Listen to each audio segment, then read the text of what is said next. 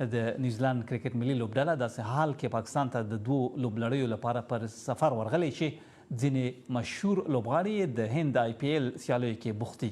د دواړو هیوادونو ترمنځ به دغو لوبلړیو کې 15 شلوریزې او 15 پنځوسوریزې لوبې کیږي. ځایي خبریال عرفان خټک کې له کراچۍ نور حال لري. نیوزیلینډ کرکټ ملي لوبډلې په روان کال کې په دوهم ځل پاکستان ته لوبو لپاره سفر. پاکستان او نیوزیلینډ کرکټ ملي لوبډلو ترمنځ دا ځل په پاکستان کې 15 اووریزه او 15 اووریزه لوبې لوبېدونکي دي. لومړی به په لاهور کې 3 اووریزه لوبې ولوبول شي.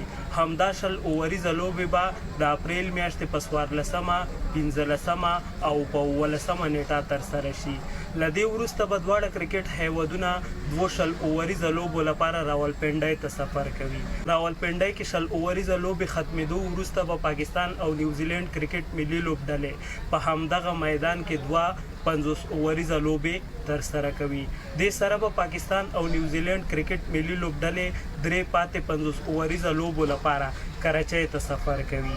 پاکستان او نیوزیلینډ ترمنځ په پاکستان کې ترسره کیدونکو لوبو لپاره امنیتي تدبیرونه نیول شوي او د څه بدې پیښې مخه نیولو لپاره نه یوازې پولیس بلکې ترڅنګ یې رینجر او ان د پاک فوج زلمو ډیوټیانې هم لګولې شوي دي.